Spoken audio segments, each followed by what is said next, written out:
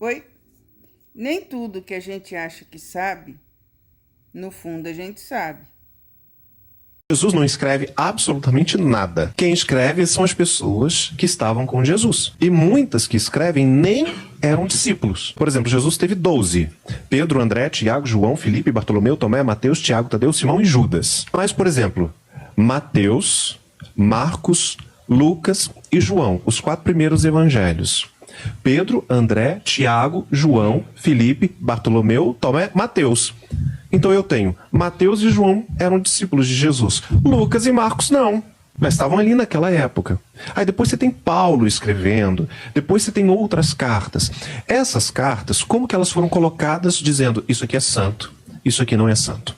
Por exemplo, é muito estranho porque quando você lê assim a carta de 1 Coríntios, quando Paulo escreve para a cidade grega de Corinto, e aí você tem que pensar que era uma cidade grega, ele um judeu, naturalizado romano, escrevendo para uma cidade grega, de Alexandre o Grande, que era recente. Alexandre era recente naquela época. O Império Romano tinha acabado de surgir, justamente massacrando o Império de Alexandre. Então assim, pensa no Império de Alexandre. Paulo vai escrever para essa galera. A primeira carta ele diz assim: como eu escrevi outra vez para vocês? Não escreveu. Não escreveu Paulo. Ou seja, cadê a primeira carta? Não tá. Então o que aconteceu com esses escritos?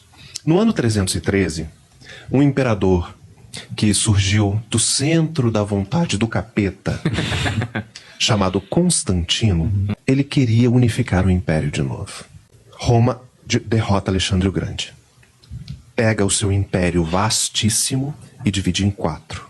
As tetrarquias romanas. Com o passar do tempo, quem assumiu um desses impérios é Constantino, que monta as Constantinópolis. E ele fala, eu não quero um quarto, eu quero a sala, a cozinha e o banheiro.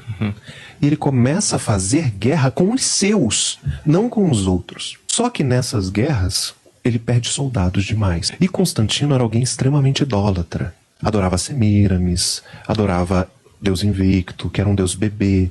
Semíramis era a deusa mãe, entendeu? Cujo a oferenda a Semíramis era um bolo com frutas, conhecido hoje em dia como panetone, que a gente come no Natal. Ah, que da hora.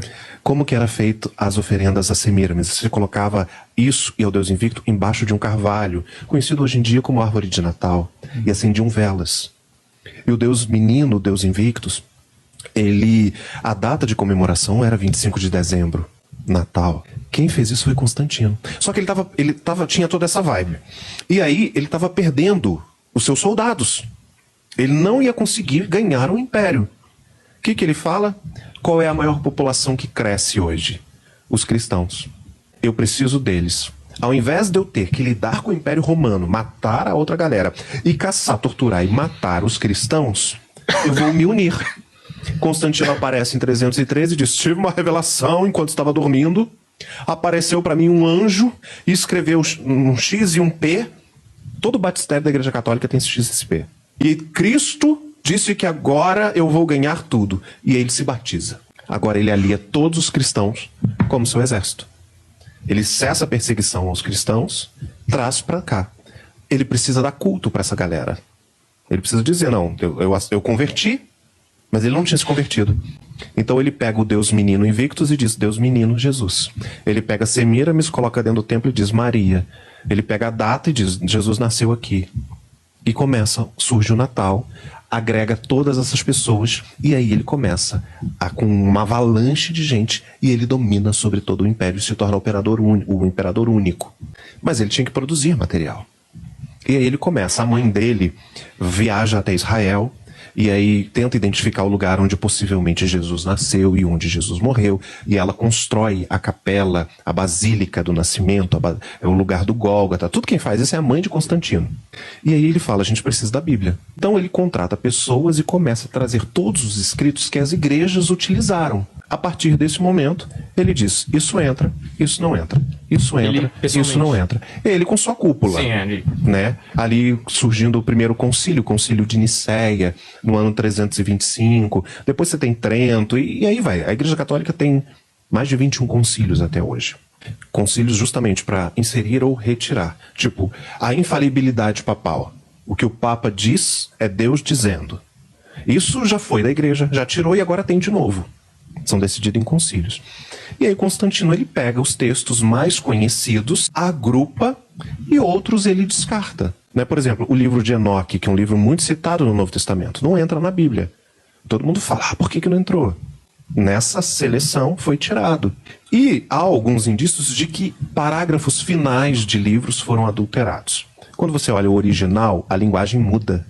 O cara está escrevendo assim, então nós vá lá para baixo e voltou aqui para cima. Aí no final ele, então elucubradamente vos digo, estejais convosco a paz. Isso quando você estuda o original muda muito. Como não surtar diante disso tudo, vendo que a manipulação humana acabou criando a Bíblia? Existe um versículo que eu amo, que diz assim, o Espírito Santo zela pela sua palavra. Pode ser que coisas incríveis não tenham entrado, mas aquilo que entrou é suficiente para cumprir o papel da Bíblia. E qual é o papel da Bíblia? Só tem dois.